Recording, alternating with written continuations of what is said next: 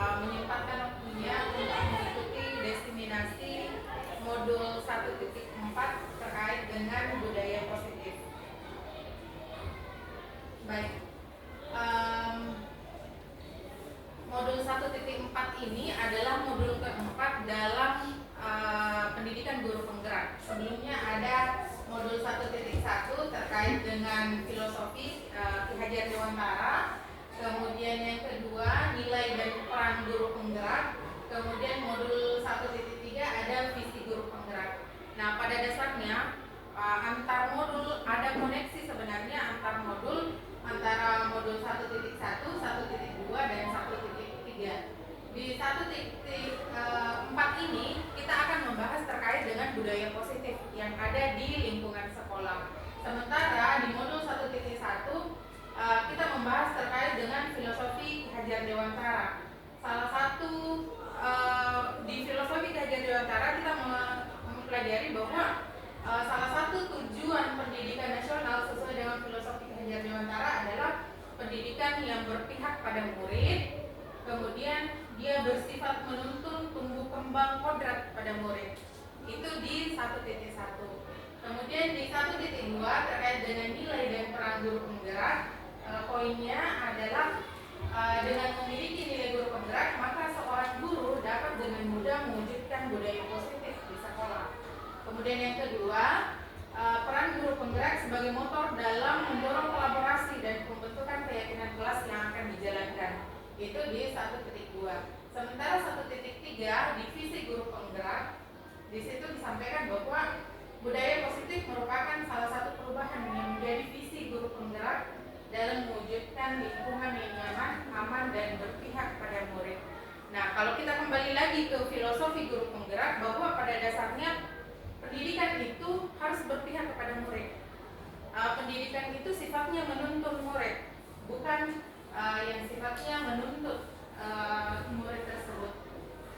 Baik, nah sebelum kita masuk ke materi kita untuk hari ini, karena insya Allah untuk hari ini ada 6 materi yang akan saya sampaikan. Ini sedikit lama per masing-masing materi. Berikut ada pertanyaan formatif. Apakah Bapak Ibu sekalian setuju atau tidak setuju dengan pernyataan ini? Yang pertama, hukuman dapat mendisiplinkan anak. Menurut ibu-ibu sekalian, apakah ibu-ibu setuju dengan pernyataan yang pertama? Hukuman dapat mendisiplinkan anak? Bisa jadi. Oke. Bisa ya, bisa tidak. Yang kedua, pemberian hukuman dengan hal positif seperti membaca atau membersihkan halaman sekolah dengan meningkatkan disiplin anak. Bapak Ibu setuju atau tidak? Setuju. Oke. Yang ketiga, memberikan penghargaan dapat meningkatkan motivasi belajar anak. Oke, setuju. Baik. Oh, jam. Baik. Berikut adalah topik-topik yang akan saya sampaikan di pertemuan kali ini. Ada 6 topik yang insya Allah akan kita bahas sama-sama. Yang pertama terkait dengan disiplin positif dan nilai kewajiban universal. Kemudian yang kedua, teori motivasi, hukuman dan penghargaan dan restitusi. Kemudian yang ketiga, menyangkut keyakinan kelas. Kemudian yang keempat, kebutuhan dasar manusia dan dunia berkualitas. Kemudian yang kelima, restitusi mengenai 5 posisi kontrol. Kemudian yang keenam, restitusi mengenai segitiga restitusi. Lihat dulu kameranya nggak aja kan? Enggak. Oh iya. Bu, di sini tidur Bu Jum. Duduk cantik. Tadi sebentar. Gak apa-apa, nanti dipotong. Lanjut.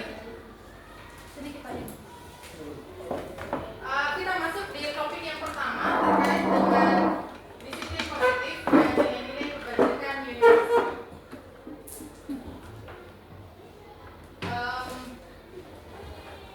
Sebelum masuk di teori kontrol, saya ingin membahas dulu terkait dengan miskonsepsi tentang teori kontrol. Artinya konsep yang selama ini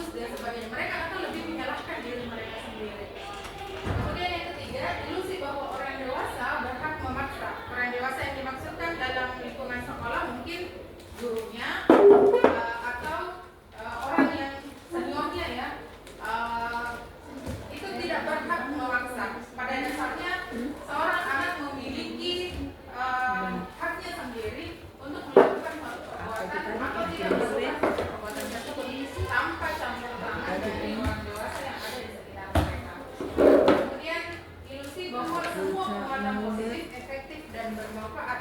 Mungkin dalam jangka pendek penguatan positif itu ada gunanya, tetapi untuk jangka panjang penguatan positif itu hanya akan membuat anak itu tergantung pada pendapat orang lain, pendapat gurunya. Misalnya anak akan membersihkan kalau disuruh, misalnya ini kan masuk di penguatan positif.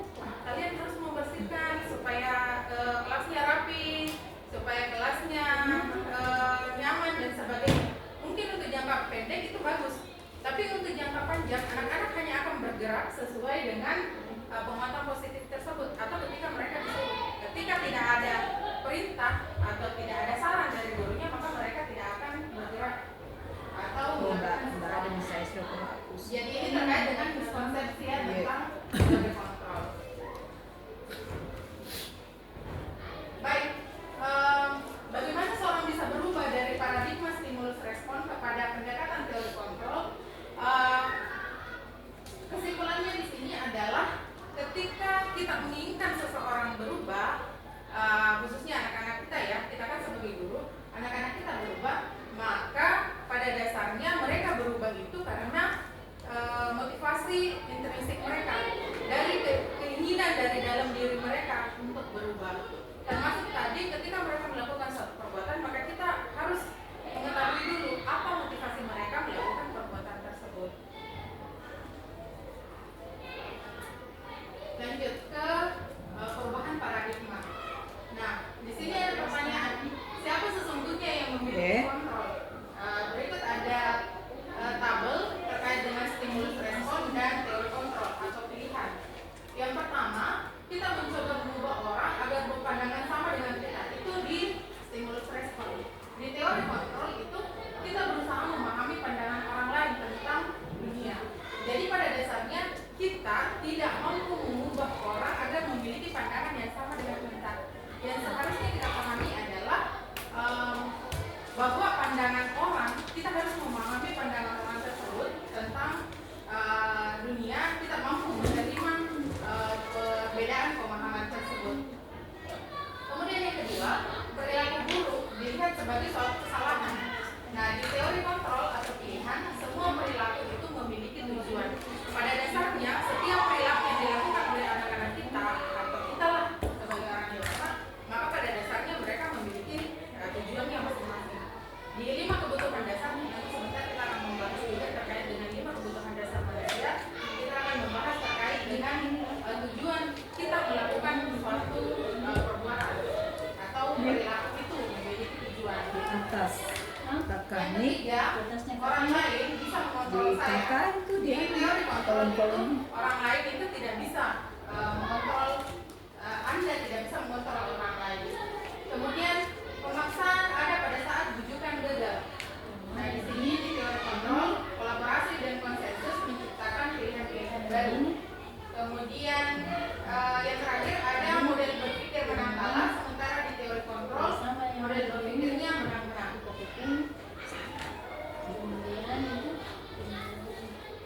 Oke, berikut adalah makna kata dari disiplin itu sendiri. Disiplin pada dasarnya adalah kalau kita melihat dari akar katanya, maka disiplin itu berarti belajar. Untuk menjadi seorang murid, seseorang harus paham betul alasan mengapa mereka mengikuti satu aliran atau ajaran tertentu, sehingga motivasi yang terbangun adalah motivasi intrinsik, bukan ekstrinsik. Nah, ini yang kemudian berusaha kita tanamkan kepada anak-anak kita, bahwa ketika mereka melakukan sesuatu yang baik, yang selama ini kemudian kita sampaikan kepada mereka, mereka melakukannya itu karena adanya motivasi intrinsiknya atau berasal dari diri mereka. Selamat datang. Lanjut, nilai-nilai kebajikan universal. Di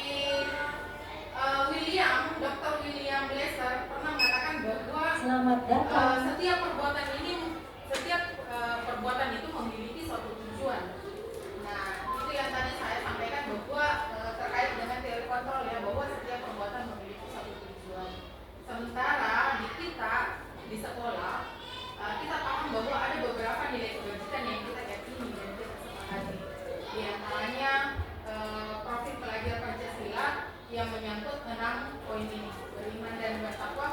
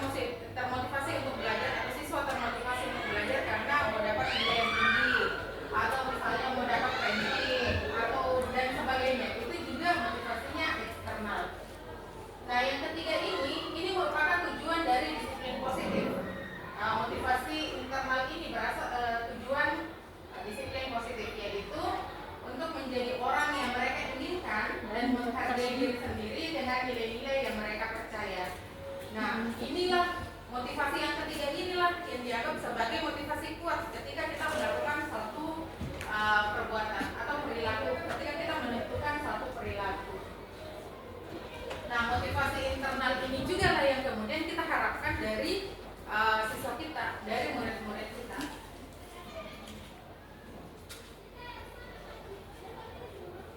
Oke, berikutnya, kalau kita membahas tentang penghargaan atau sesuatu yang diberikan seseorang karena karena prestasi yang kemudian kita lakukan, atau sesuatu yang diberikan oleh seseorang karena pencapaian yang kita lakukan. Biasanya kalau kita membahas tentang penghargaan, maka kata dihukum oleh penghargaan itu merupakan sesuatu yang ambigu. Kenapa saya katakan ambigu? Karena yang namanya penghargaan kan berarti sebuah semacam award yang diberikan kepada kita karena sudah melakukan pencapaian tertentu. Tetapi di sini ada kata dihukum oleh penghargaan. Nah, ada di sini 8 poin yang menguatkan kata dihukum oleh penghargaan ini. Yang ini ada 8 poin. Nah, kita akan bahas satu persatu. Mungkin juga ini pernah kita terapkan di siswa kita sehingga bisa menjadi refleksi kita ke depannya. Yang pertama, pengaruh jangka pendek dan jangka panjang. Penghargaan itu ketika kita berikan kepada siswa kita, pada dasarnya itu efektif jika kita menginginkan seseorang melakukan sesuatu yang kita inginkan dalam jangka waktu pendek. Artinya penghargaan itu efektif jika yang kita inginkan adalah perubahan perilaku dalam jangka waktu pendek. Tapi untuk membentuk karakter, maka penghargaan itu sangat tidak efektif bagi siswa kita. Kemudian yang kedua, penghargaan tidak efektif jika kita mengharapkan suatu penghargaan. Ini ada poin yang keduanya. Jika saya mengharapkan suatu penghargaan dan tidak mendapatkannya, maka saya akan kecewa dan berkecil hati. Serta kemungkinan lain kali saya tidak akan berusaha sekeras sebelumnya. Biasanya kan seperti ini ya. Atau misalnya di poin yang keempat, orang yang berusaha berhenti merokok atau orang yang berusaha diet menguruskan badan yang memberikan penghargaan hampir pasti tidak berhasil.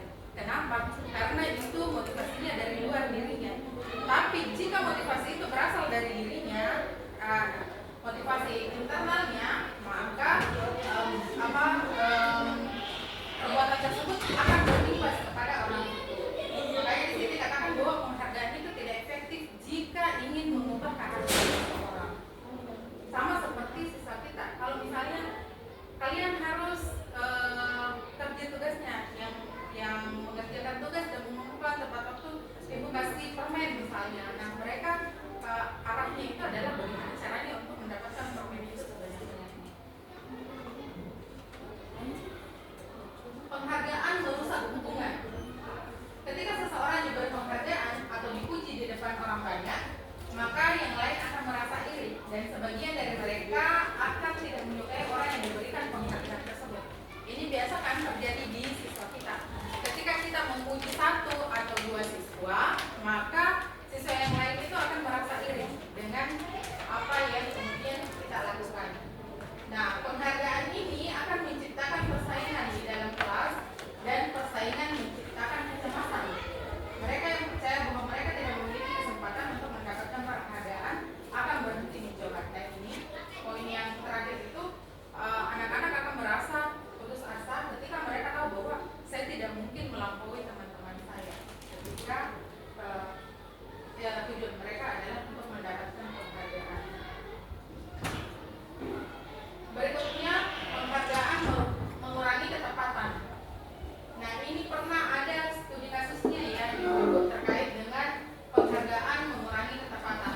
Anak-anak yang diminta mengingat kata-kata tertentu, kemudian mereka diminta mengambil kartu yang berisi kata yang diingat tersebut setiap kali muncul. Beberapa anak yang diberikan permen, setiap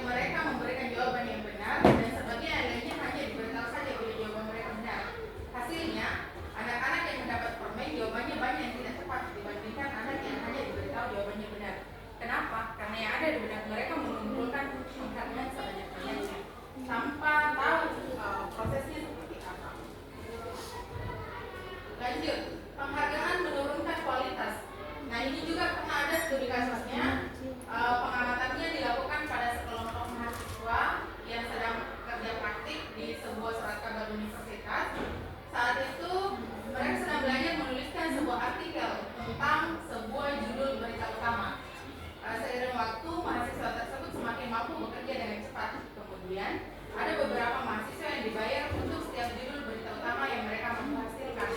Dan setelah beberapa lama, mahasiswa yang dibayar hasil kinerjanya berhenti berkembang. Mereka yang tidak menerima bayaran harus berupaya mengasah diri menjadi lebih baik. Jadi di sini di poinnya adalah penghargaan menurunkan kualitas. Ketika tujuan melakukan suatu perbuatan adalah mendapatkan penghargaan tersebut, otomatis kita akan mengabaikan kualitas.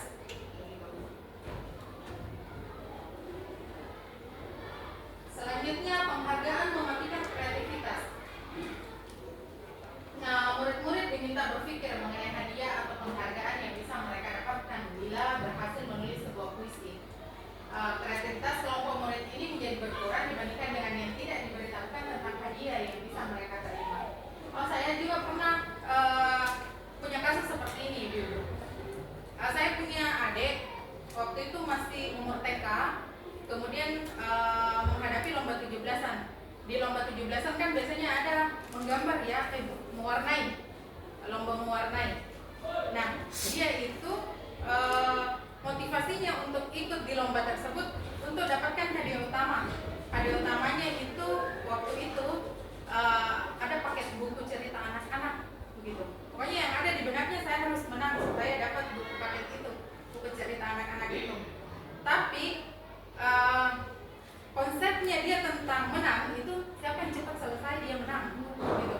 Makanya begitu dikasih kertas untuk mewarnai itu langsung diwarnai semua merah, semua satu kertas merah. Pokoknya yang ada di benaknya kan tujuannya cuma untuk memenangkan lomba. Menang lomba artinya siapa yang cepat, bukan dia tidak paham bahwa mewarnai itu siapa yang bagus. Artinya dia memang mematikan kreativitas karena penghargaan itulah yang kemudian dijadikan sebagai standar yang melakukan satu perbuatan. Nah, yang terakhir berikutnya adalah penghargaan menghukum. Mereka yang tidak, penghargaan itu bisa menghukum mereka yang tidak mendapatkan penghargaan. Misalnya dalam sistem ranking, mereka yang mendapat ranking kedua akan merasa paling dihukum. Memberikan penghargaan dan hukuman adalah hal yang sama karena keduanya mencoba mengendalikan perilaku seseorang. Saya highlight di poin yang pertama, mereka yang mendapat ranking kedua akan merasa paling dihukum. Kenapa? Karena merasa bahwa nomor 2 itu dianggap tidak ada apa-apanya. Yang ingin mereka raih adalah mendapat posisi di nomor 1. Nah, sehingga tujuan dia melakukan belajar keras, mengerjakan tugas-tugas adalah supaya mendapatkan penghargaan tersebut. Nah, ini yang terakhir, poin yang terakhir, motivasi dari dalam diri atau intrinsik. Ini yang paling diinginkan dari dalam setiap perilaku. Ketika anak melakukan suatu perbuatan, maka itu berasal dari dalam diri mereka atau memang dibangkitkan dari dalam diri mereka. Nah, poin keduanya coba diperhatikan, poin keduanya Bapak Ibu, jika kita memberikan penghargaan kepada seorang anak pada saat dia sedang merasa bangga dengan pencapaiannya sendiri, maka kita akan mengambil kegembiraan saat itu yang sedang dirasakan secara alamiah. Anggaplah ada anak yang ikut lomba, tapi pada saat dia ikut lomba kita tidak sampaikan bahwa saya akan berikan penghargaan, saya akan memberikan hadiah dan sebagainya. Dia ikut ya karena memang termotivasi dari dalam dirinya. Kemudian dia menang lomba tersebut. Dan kita dengan inisiatif sendiri kemudian memberikan hadiah kepada anak tersebut. Nah, bisa jadi itu mematikan kebahagiaan yang ada dalam diri anak. Kenapa? Karena dia sudah bangga dengan dirinya sendiri. Bahwa saya ternyata bisa, saya ternyata mampu untuk kemudian menaklukkan soal-soal ini. Ternyata ada hadiah yang tidak sebanding dengan euforianya. Dia tidak sebanding dengan kebahagiaan yang dimiliki oleh anak tersebut. Jadi hati-hati dengan penghargaan yang kita berikan kepada anak. Pengakuan atau apresiasi kebajikan. Bentuk program kebajikan atau apresiasi perlu diingat beberapa hal. Yang pertama adalah beri pengakuan secara khusus, beri pengakuan secara pribadi, kemudian beri pengakuan kepada semua murid, dan beri pengakuan secara konsisten dan fokus pada proses. Artinya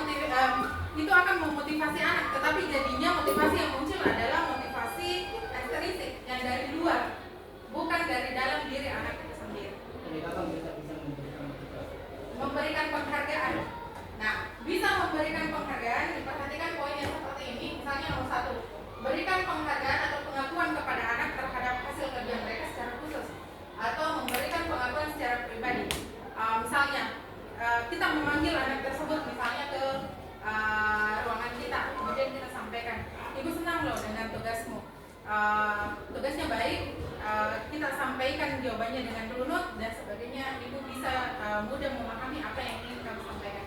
Seperti itu. Jadi disampaikan secara pribadi.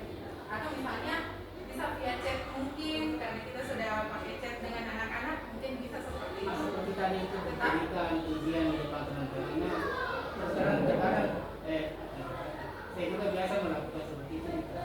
Ketika anak-anak dikasih waktu sekian menit mengerjakan, ternyata ada beberapa yang teman itu selesai. Nah, coba lihat kemampuan. Saya dia bisa menyelesaikan tugasnya sesuai dengan waktu yang diberikan oleh Bapak. Iya. Ya, masa kamu sama-sama bisa satu kelompok, tidak bisa coba dicoba memantau itu untuk tidak nanti Bapak menjadi tugas. Iya. Menurut ibu tadi itu hal yang tidak. Betul Bapak.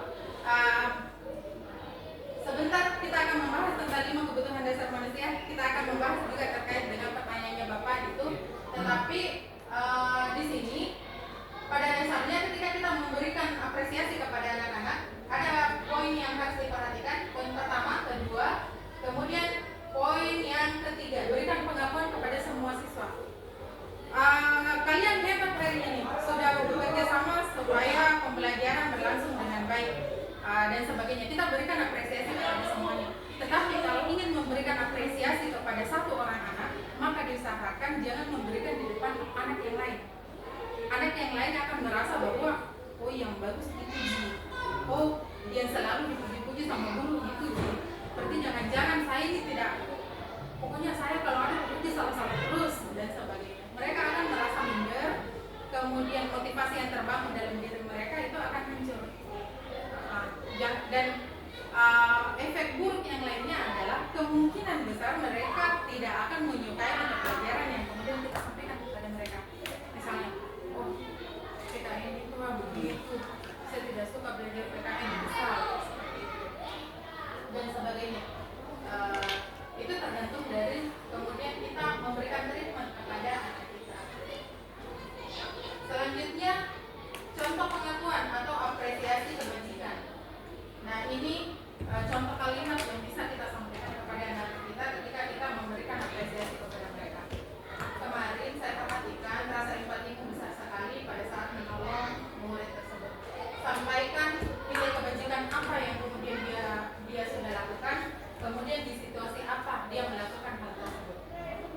Saya menghargai kepedulianmu pada saat kamu membantu teman-temanmu dalam tugas kelompok misalnya. Jadi dengan begitu mereka akan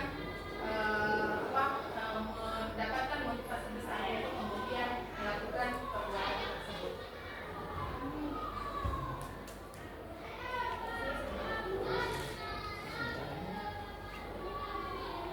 Oke, selanjutnya tindakan terhadap pelanggaran, hukuman, konsekuensi, dan restitusi.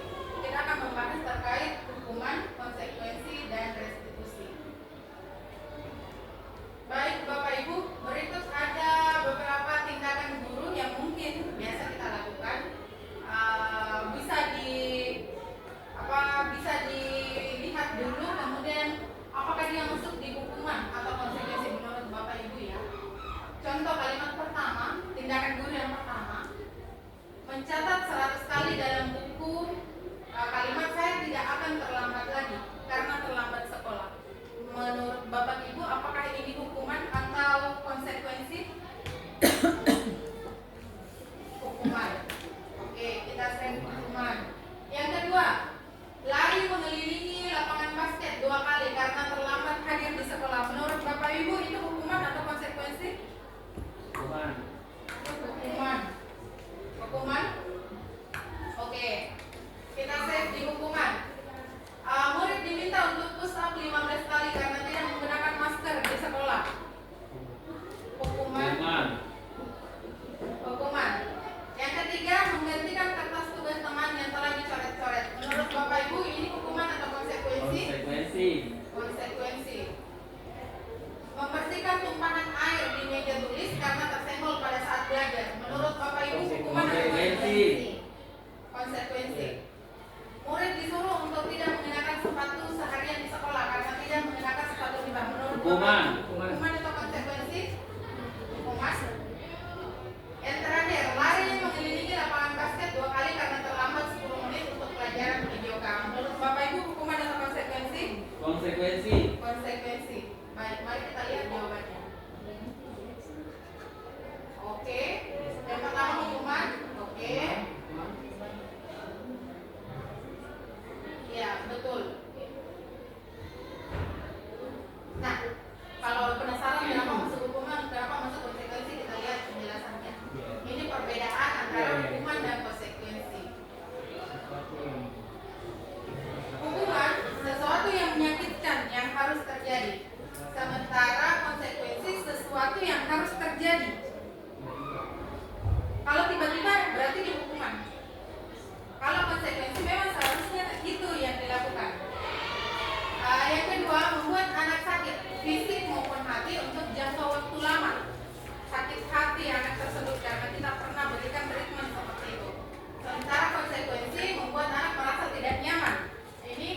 Ini sakit hati kalau ini hanya tidak nyaman dalam jangka waktu pendek. Bisa jadi karena dia diasingkan dari komunitasnya, dia tidak diikutkan dalam aktivitas dan sebagainya. Itu tidak nyaman. Kemudian hukuman itu biasanya anak akan membenci kedisiplinan, membuat anak akan membenci kedisiplinan. Sementara konsekuensi itu anak akan menghargai kedisiplinan. Hukuman itu sifatnya paksaan kepada anak, sementara konsekuensi dia merupakan stimulus tanggapan. Berikutnya hukuman bisa mendorong anak menyakiti diri sendiri, sementara konsekuensi mendorong anak agar mudah menyesuaikan diri. Berikutnya hukuman konsep diri yang buruk, sementara konsekuensi merupakan konsep diri yang baik. Selanjutnya anak belajar untuk menyembunyikan kesalahan di hukuman otomatis karena mereka akan berpikir bahwa saya akan memberikan sesuatu yang menyakiti, maka mereka akan selalu berusaha untuk menyembunyikan kesalahannya. Sementara di konsekuensi anak belajar untuk mematuhi peraturan. Biasanya mereka cenderung untuk kemudian menyampaikan secara terus terang bahwa saya telah melakukan kesalahan ini. Marah, rasa bersalah, dipermalukan, merasa tak dihargai. Sementara konsekuensi kehilangan hak, dibuat tidak nyaman, diasingkan untuk sementara. Pernah tidak Bapak Ibu, anggaplah anak-anak kita di rumah memecahkan piring misalnya. Begitu mereka selesai memecahkan piring, itu piringnya disembunyi cepat-cepat atau dibuang di tempat sampah cepat-cepat supaya tidak dilihat oleh ibunya. Atau kan begitu? Kenapa? Bisa jadi karena kita biasa memberikan hukuman kepada anak kita. Minimal dimarahi, untung itu. Bisa-bisanya memecahkan itu piring dan lain sebagainya. Gitu.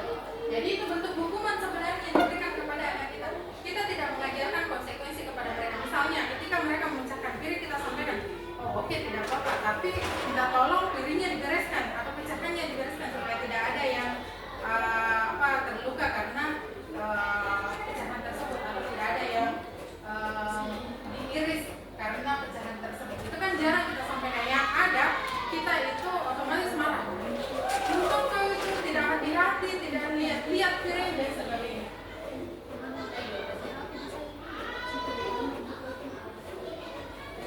Oke, selanjutnya apa itu restitusi? Restitusi adalah proses menciptakan kondisi bagi murid untuk memperbaiki kesalahan mereka sehingga mereka bisa kembali pada kelompok mereka dengan karakter yang lebih kuat. Nah, ini ada 9 ciri restitusi. Restitusi itu bukan untuk menebus kesalahan, namun untuk belajar dari kesalahan, memperbaiki hubungan, tawaran, dia bukan paksaan, dan seterusnya. Restitusi pada dasarnya yang paling diinginkan dari seseorang ketika dia melakukan kesalahan adalah self restitution atau restitusi diri. Restitusi diri itu apa? Mereka menyadari kesalahannya apa, kemudian apa yang harus dilakukan, dan pelajaran apa yang diambil dari kesalahan tersebut. Seharusnya idealnya kan seperti itu. Ketika seseorang melakukan kesalahan, maka mereka mampu melakukan restitusi diri. Sama seperti anak-anak kita. Ketika mereka melakukan kesalahan, maka mereka mampu melakukan restitusi diri.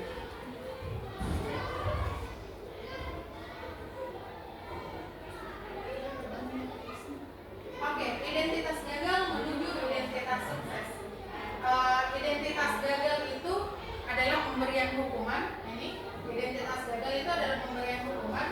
Sementara identitas sukses itu bisa berupa konsekuensi yang kemudian mereka ambil, dan restitusi. Restitusi itu menyadari diri mereka, menyadari kesalahan yang kemudian mereka lakukan.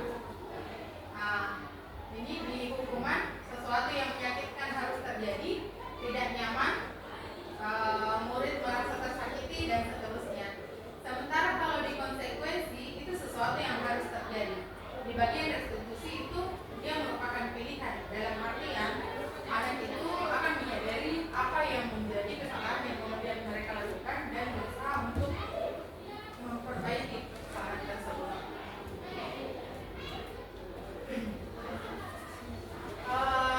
Saya masuk di poin ini, mungkin ini biasa terjadi di hukuman itu. Biasanya peraturannya adalah kamu harus dan seterusnya. Kita biasanya kan dalam kondisi marah mengucapkan kata-kata seperti ini. Di bagian konsekuensi kita bisa bertanya kepada anak, menurutmu apa peraturan? Kemudian bisa tidak kamu lakukan peraturan tersebut? Nah, di bagian restitusi apa yang kita yakini dan apa yang bisa kita lakukan untuk memperbaiki masalah ini? Intinya Bapak Ibu, di restitusi ini adalah kita mengajak anak untuk menyadari kesalahan yang mereka lakukan. Menyadari kesalahan yang mereka lakukan tidak berhenti sampai di situ, tetapi bagaimana kemudian anak berinisiatif sendiri untuk kemudian memperbaiki kesalahan tersebut. Bisa atas bantuan Bapak Ibu gurunya atau mereka menyadari sendiri apa kira-kira yang harus saya lakukan untuk kemudian memperbaiki kondisi tersebut. Sebagai contoh, anggaplah anak tidak mau mengerjakan tugas. Nah, ini kan bisa disampaikan kepada anak-anak. Menurutmu kira-kira apa ya yang harus dilakukan supaya kita bisa mengerjakan tugas dengan baik? Menurutmu apa ya kira-kira yang bisa dilakukan untuk memperbaiki kondisi ini? Seperti itu. Jadi ibaratnya self restitusi atau restitusi diri ini adalah mengajak anak-anak atau siswa-siswa kita untuk kemudian mengetahui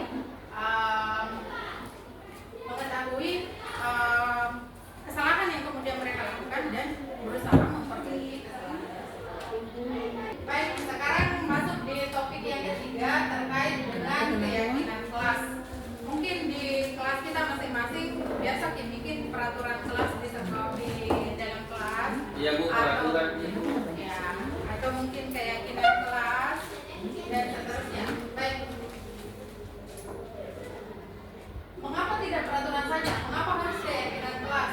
Nah, biasanya tadi Pak Adi sudah bilang bahwa kita membuat peraturan saja, bukan keyakinan kelas. Oke. Di peraturan kelas, saya tanya gitu.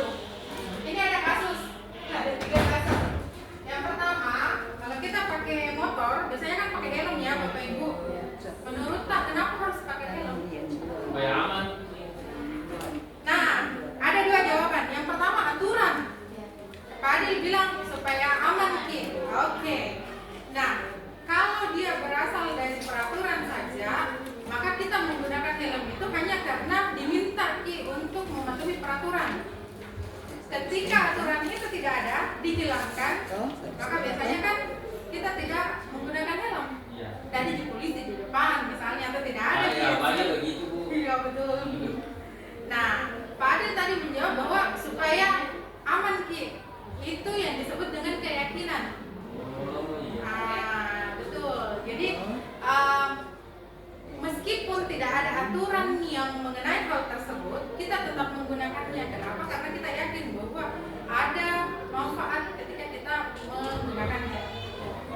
Sama seperti yang kedua ini, menggunakan masker, cuci tangan, dan menjaga jarak atau 3M ya. Bilang juga orang tidak mau pakai masker. Masker betul. Padahal Untuk kesehatan. betul, untuk kesehatan.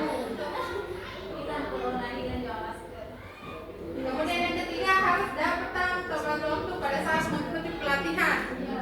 Ya, aturannya misalnya 7.30 kita masuk. Ya, biasa jam karet. Biasanya jam karet sih.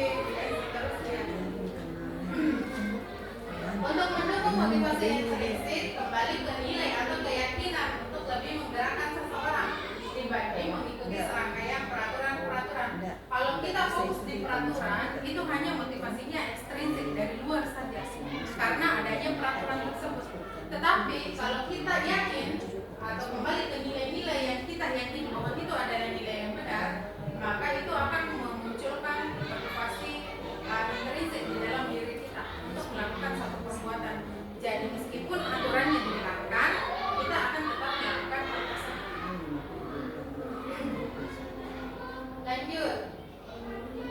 Keyakinan itu dibutuhkan untuk menumbuhkan motivasi intrinsik. Seseorang akan lebih mudah tergerak dan bersemangat untuk menjalankan keyakinan daripada mengikuti serangkaian peraturan. Kemudian yang ketiga, mereka perlu mendengarkan dan menyadari keyakinan daripada mendengarkan peraturan yang mengatur mereka. Nah, inilah kenapa keyakinan itu dibutuhkan. Kenapa yang kita butuhkan adalah keyakinan dan bukan peraturan saja. Nah, tadi katanya kita bikin peraturan kelas. Nah, peraturan kelas itu ada di dalam sini. Keyakinan kelas itu di luar lagi dari peraturan kelas. Artinya peraturan kelas itu ya sesuatu yang mengatur warga kelas itu sendiri. Sementara keyakinan adalah apa yang mereka yakini ketika mereka melakukan peraturan tersebut. Nah, dengan adanya keyakinan kelas ini maka otomatis akan terbentuk lingkungan positif. Ketika lingkungan positif terbentuk, maka akan membentuk satu karakter unik dalam diri anak-anak. Karakter unik itu adalah karakter positif yang berupa yang akan nantinya menjadi budaya positif. Nah, Bapak Ibu, yang mana kira-kira peraturan, yang mana keyakinan?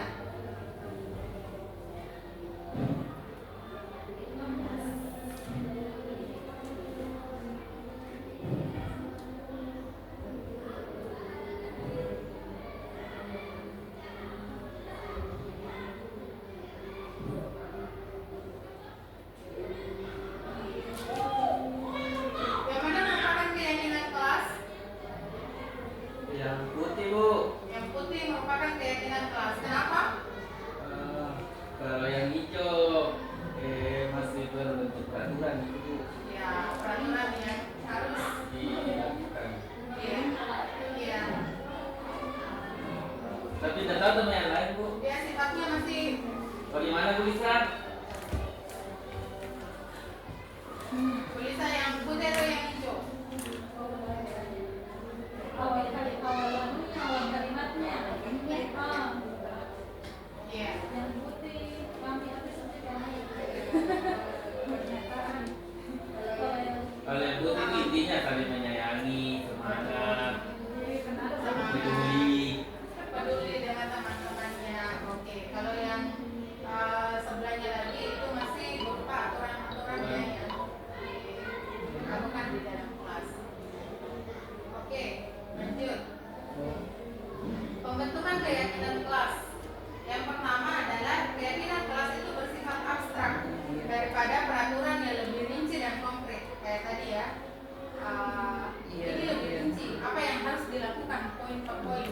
Sementara ini sifatnya abstrak. Misalnya saling menyayangi. Bagaimana bentuk saling menyayangi itu? Peduli. Bagaimana bentuk peduli itu? Itu tidak dijelaskan secara rinci. Sementara ini misalnya menjaga kebersihan sekolah, gitu. Berarti itu masuk di peduli misalnya. Aktif dalam pembelajaran, berarti itu masuk di poin peduli. Kalau di sini dia hanya menuliskan peduli, itu secara umum, general. Yang kedua, keyakinan kelas berupa pernyataan-pernyataan yang universal. Dia bentuknya umum. Keyakinan kelas itu dia bentuknya umum. Kemudian yang ketiga, pernyataan keyakinan kelas senantiasa dibuat dalam bentuk positif. Ini tadi Oh, jadi tidak ada kata kalimat negatif, Bu. kalimat tidak, jangan. Tidak. Ya, betul.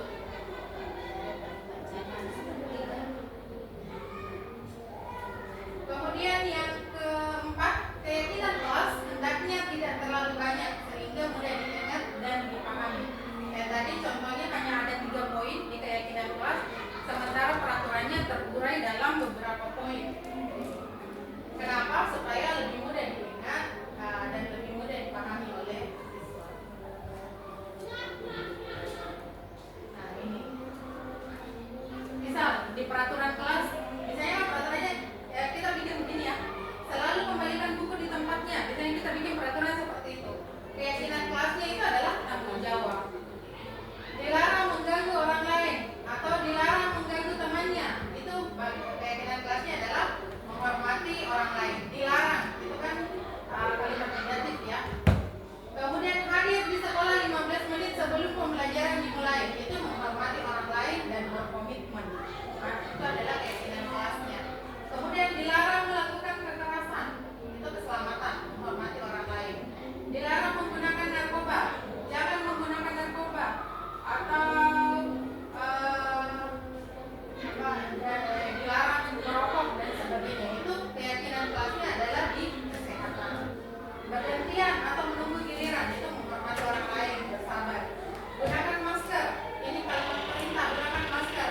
keyakinan kelasnya adalah untuk kesehatan dan keselamatan. Jangan berlari di kelas atau koridor, itu keselamatan atau keamanan. Nah, ini perbedaan antara peraturan dan juga keyakinan kelas. Jadi kalau tadi dikatakan bahwa keyakinan kelas itu menggunakan kata yang lebih universal, yang lebih umum.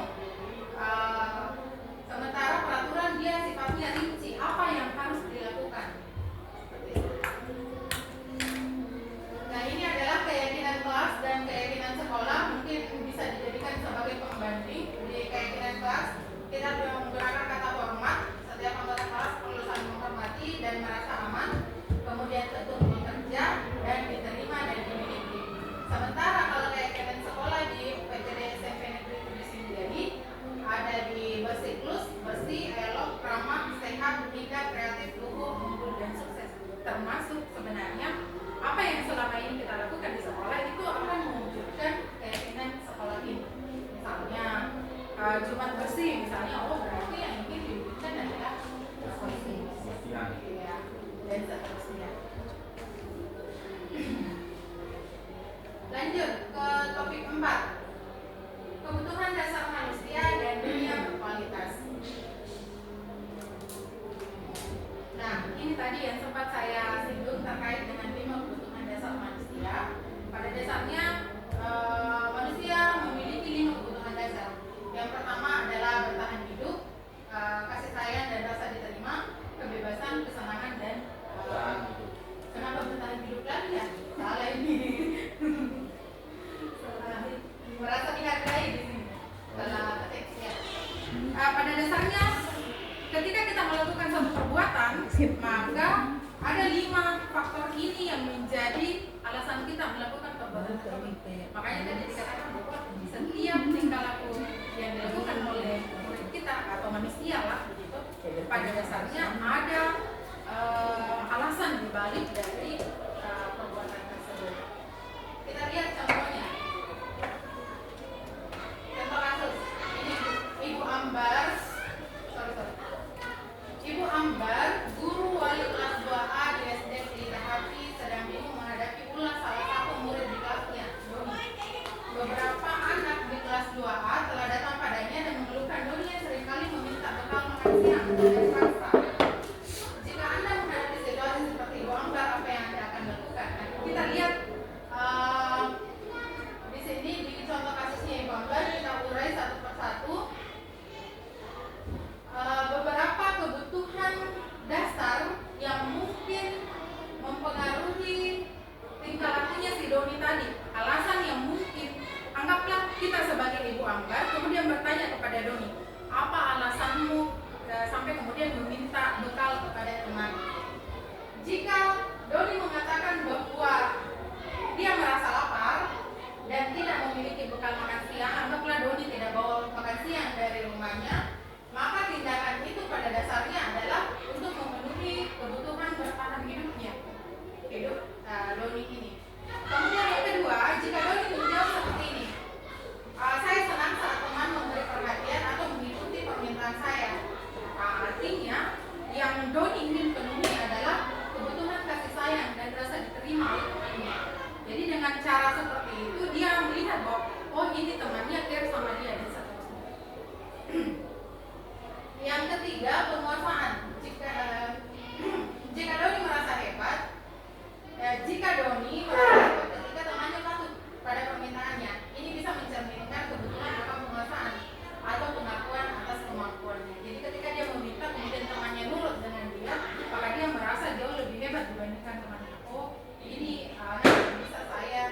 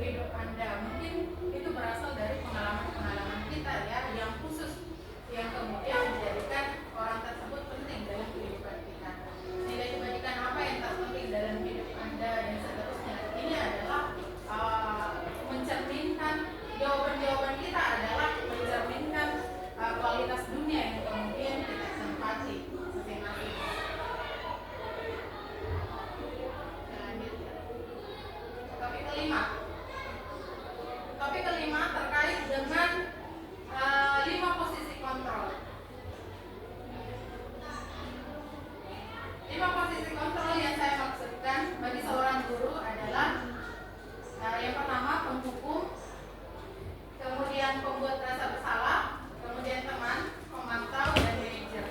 Di diskusi-diskusi saya terkait dengan lima posisi kontrol ini, saya biasanya paling mentok jadi teman saja. Paling mentok jadi teman saja. Belum bisa maju ke pemantau dan manajer, meskipun pada dasarnya posisi ideal yang dibutuhkan dalam posisi kontrol adalah sebagai seorang manajer. Oke. Posisi kontrol seorang guru. Yang pertama adalah penghukum. Kemungkinan di posisi penghukum ini kita akan mendapati kemungkinan murid akan marah dan mendendam atau bersifat agresif kalau kita terlalu sering menempati posisi penghukum. Kemudian yang kedua, pembuat merasa bersalah. Itu murid akan merasa bersalah, tertekan seperti tiba-tiba bisa meletus amarahnya dan bisa menyakiti diri sendiri atau orang lain. Teman, murid akan merasa senang dan akrab sebagai dampak yang positif. Hanya saja di sisi negatif murid menjadi tergantung pada guru tersebut. Dalam artian keputusan atau tingkah perbuatan yang akan dilakukan oleh murid itu menunggu instruksi dari guru. Kalau kita berada di posisi sebagai teman, pemantau, murid memahami konsekuensi yang harus dijalankan karena telah melanggar salah satu peraturan sekolah. Kemudian yang terakhir ada manajer, posisi di mana guru berbuat sesuatu bersama dengan murid, mempersilahkan murid mempertanggungjawabkan perilakunya, mendukung murid agar dapat menemukan solusi atas permasalahan ini sendiri. Tadi saya katakan bahwa posisi manajer ini adalah posisi paling ideal, seharusnya paling ideal dalam posisi kita sebagai seorang guru. Oke, baik, mari kita lihat perbandingan dari masing-masing posisi kontrol ini. Ini penghukum, ini pembuat orang merasa bersalah, ini teman, pemantau, dan manajer.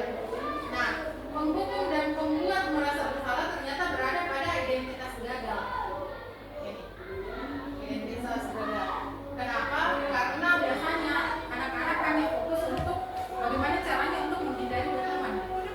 Sementara identitas berhasil atau sukses, teman dan pemantau ini menjadi identitas berhasil atau sukses, tetapi dia kontrolnya dari luar, motivasinya dari luar, dengan mengharapkan imbalan atau ketergantungan pada orang lain. Sementara manajer itu dikatakan sebagai identitas berhasil atau sukses karena dengan posisi manajer ini maka anak akan merasa menghargai diri mereka sendiri. Nah, ini kontrolnya berasal dari dalam diri anak tersebut. Contoh, guru berbuat di penghukum biasanya guru menghardik, menunjuk-nunjuk, menyakiti, menyindir. Ini penghukum, posisi penghukum. Pembuat orang merasa bersalah, berceramah dan mengatakan seharusnya ibu kecil kalau begini. Biasanya kamu bisa berubah, biasanya kan begitu ya. Teman itu membuatkan alasan-alasan di murid untuk kalian tanya begini, misalnya begini, dan seterusnya. Akhirnya murid akan berangkat pada orang tersebut. Pemantau, dia menghitung dan mengukur. Kemudian manajer mengajukan pertanyaan-pertanyaan apa yang diajukan, nanti kita akan membahas di segitiga restitusi. Juga ada sedikit di sini ya bayangannya. Guru berkata, kalau di posisi penghukum biasanya guru mengatakan seperti ini. Kalau kamu tidak melakukannya, awas ya. Lancar nih. Betul, awas ya kalau tidak dilakukan. Biasanya seperti itu. Ini penghukum. Pembuat orang merasa bersalah biasanya kalimatnya seperti ini. Kamu seharusnya sudah tahu. Ibu udah sekali mengatakan berapa kali mau aku kasih tahu begini dan seterusnya. Capek mah, Akhirnya anak merasa bahwa ini kayaknya ini kesalahanku bisa merusak ibu guru, bisa menghancurkan semangat ibu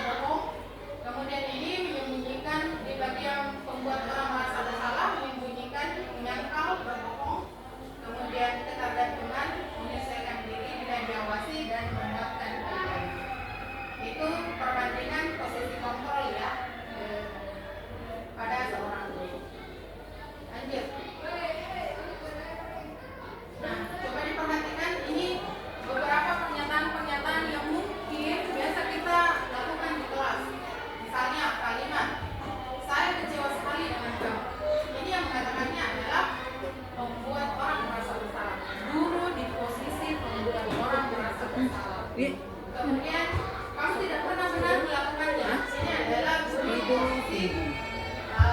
Ini. Dan seterusnya bisa diperhatikan pernyataan yang dilakukan dan siapa yang mengatakannya. Baik, Bapak Ibu, kita berada di topik terakhir, topik ke-6 kita terkait dengan segitiga restitusi. Nah, tadi saya sempat menyinggung self restitusi atau restitusi diri.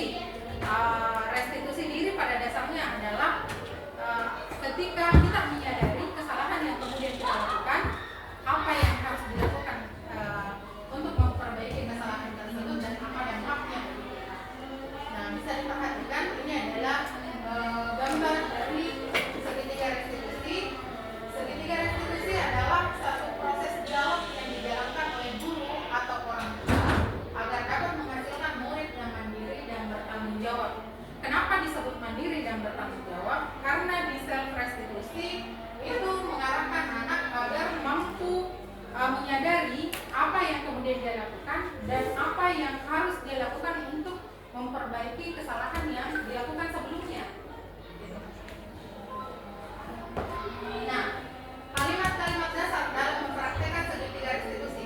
Tadi di segitiga restitusi itu, ini di segitiga restitusi ada menstabilkan identitas, kemudian validasi tindakan yang salah dan menanyakan keyakinan. Kita lihat kalimat-kalimat yang biasa dilakukan. Di menstabilkan identitas, setiap orang pasti pernah melakukan kesalahan. Itu biasanya kalimat yang kita ucapkan kepada anak-anak. Kemudian kamu bukan satu-satunya yang pernah melakukannya. Di validasi tindakan yang salah, kamu tentu punya alasan mengapa melakukan hal tersebut. Ini untuk memvalidasi apa yang kita lakukan. Adakah cara yang lebih efektif untuk mendapatkan apa yang kamu lakukan? Dan yang terakhir menanyakan keyakinan. Keyakinan telah sampai yang telah kita sepakati dan kamu ingin menjadi orang yang seperti apa. Itu segitiga restitusi yang bisa kita lakukan, kalimat-kalimat yang bisa kita ucapkan dalam mempraktikkan segitiga restitusi. Oke. Mungkin Bapak Ibu bisa membaca kali ini untuk membuat anak di bagian menstabilkan identitas. Ini kita tidak memungkiri ya bahwa di kelas-kelas kita atau ketika kita menghadapi anak-anak kita, maka kita akan mendapati anak-anak melakukan kesalahan. Itu tidak bisa dipungkiri. Bahkan setiap hari mungkin kita akan berhadapan dengan anak-anak yang berbuat salah. Nah, kalimat-kalimat ini bisa digunakan sebagai kalimat untuk menstabilkan identitas. Menstabilkan identitas itu dalam artian anak menyadari bahwa kesalahan yang dilakukan itu tidak sampai membuat dunia kiamat. Artinya masih bisa diperbaiki. Tidak ada manusia yang sempurna. Bapak Ibu juga pernah berbuat salah dan seterusnya. Nah, dengan kalimat-kalimat yang diucapkan ini, maka anak tidak merasa bahwa dia satu-satunya membuat kesalahan di dunia ini. Karena ketika mereka berpikir bahwa dia yang melakukan kesalahan tersebut, itu akan menimbulkan mereka akan insecure akan diri mereka sendiri. Yang kedua,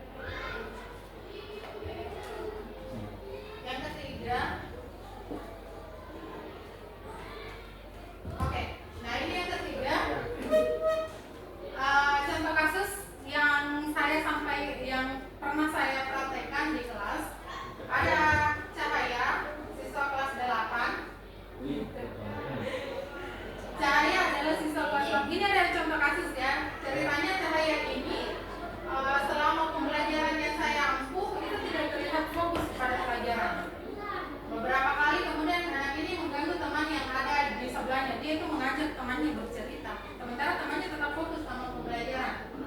Ogah bahan berdiskusi serta tidak mengumpulkan tugas. Nah, di bagian akhir saya dapati bahwa si Cahaya ini ternyata banyak tugasnya yang missing, tidak dia kumpulkan. Nah, sebagai guru mata pelajaran, akhirnya saya memutuskan untuk berbicara dengan anak tersebut. Baik, mari kita lihat contoh penerapan segitiga restitusi di kasus yang dialami oleh Cahaya. Cahaya di Ibu perhatikan di sini di daftar tugas Pak, beberapa kali tidak kumpulkan tugas. Ibu juga perhatikan tadi waktu Ibu mengajar tidak fokus sama materi itu.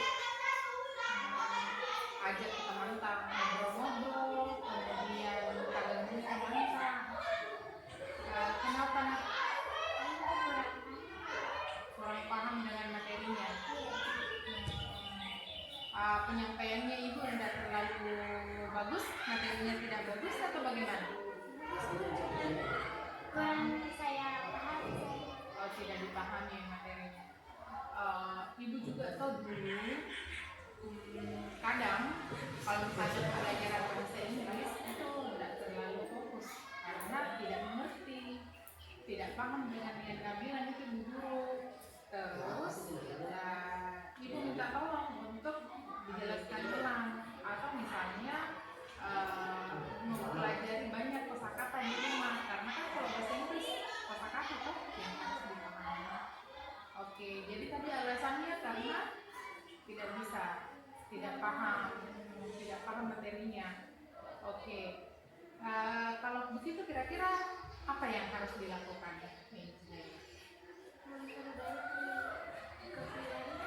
Memperbaiki kepribadian. Kalau untuk paham dengan materinya bagaimana? Apa yang harus dilakukan?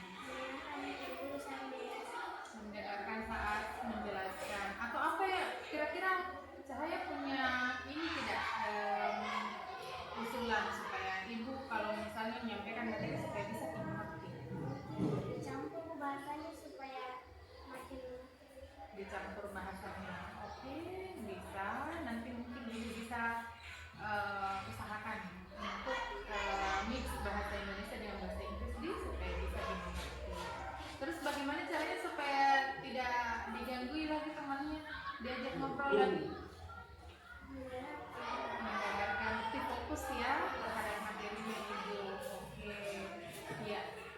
Ibu harap yang tadi itu bisa nanti diterapkan di pertemuan depannya. Jadi pertemuan depan Cahaya sudah fokus dengan materinya, sudah mulai mengerjakan tugasnya. Ini perhatikan sih nilai tak banyak yang tidak masuk karena kita ngobrol sama teman ketika teman kita terus kita justru ngobrol akhirnya tidak selesai tugas kami. Oke, jadi pertemuan depan atau pertemuan depannya lagi itu sudah bagus tadi. Oke, siapa nih? Kasih tadi. Baik, demikian Bapak Ibu yang bisa saya sampaikan untuk hari ini. Ada 6 poin yang mudah-mudahan bisa membekas dalam diri kita dan bisa menjadi ibaratnya ketika kita menghadapi anak-anak kita, maka kita bisa mengambil langkah yang tepat untuk kemudian diterapkan pada siswa kita atau murid kita di kelas. Nah, di bagian ini adalah bagian refleksi. Ada 4 poin yang bisa menjadi refleksi dari Bapak Ibu sekalian. Yang pertama adalah hal baru apa yang mengubah paradigma Anda yang telah Anda dapatkan pada sharing hari ini. Menurut Bapak Ibu sekalian, ada tidak dari sharing kita hari ini yang kemudian mengubah pola pikir Bapak Ibu yang sebelumnya menjadi pola pikir baru sesuai dengan apa yang kita dapatkan hari ini? Ada? Mungkin yang bisa berkomentar. Dan dulunya saya sering menghukum siswa, tapi setelah mendengarkan ini nanti tidak menghukum lagi, Bu. Bisa ikut lagi sama-sama Pak ya? Ya Bu, menggunakan segitiga itu tadi itu. Kemudian yang kedua, perasaan apa yang muncul selama mengikuti sesi ini, khususnya mengenai makna disiplin dan motivasi intrinsik internal.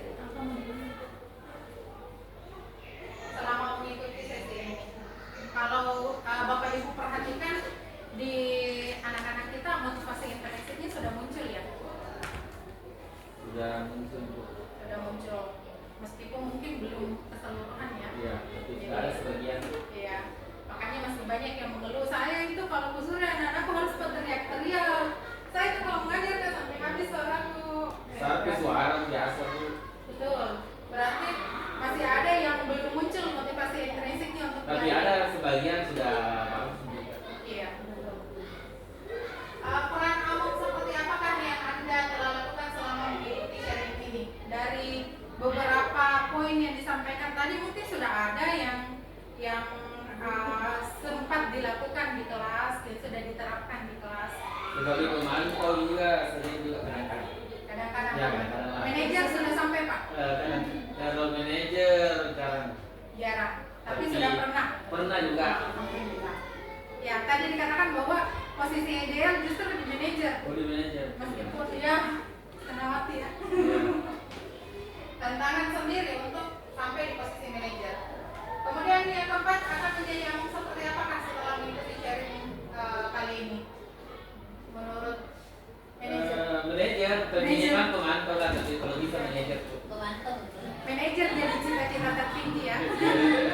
Iya, mudah-mudahan kita bisa mencapai posisi tersebut. Baik. Bagian akhir di kesimpulan, saya bisa menyampaikan bahwa pada dasarnya budaya positif adalah sebuah nilai kebajikan yang menjadi keyakinan dan pada akhirnya menjadi karakter atau ciri khas dari sebuah komunitas atau lembaga. Nah, budaya positif inilah yang kemudian ingin kita kembangkan dalam lingkungan kita, dalam komunitas kita, dalam sekolah kita supaya menjadi karakter unik atau ciri khas dari komunitas ini. Untuk menciptakan budaya positif di sekolah, guru kita telah mampu menjalankan perannya dalam menciptakan pembelajaran yang nyaman dan menyenangkan di sekolah. Karena budaya positif dapat mendorong murid untuk masih berpikir dan bertindak serta mencipta sebagai proses memerdekakan dirinya sehingga murid lebih mandiri dan bertanggung jawab. Baik, demikian sharing saya kali ini terkait dengan modul 1.4 budaya positif. Sekali lagi terima kasih untuk kehadiran Bapak Ibu sekalian. Saya ucapkan terima kasih sebanyak-banyaknya. Salam dan bahagia Bapak Ibu guru. Assalamualaikum warahmatullahi wabarakatuh. Waalaikumsalam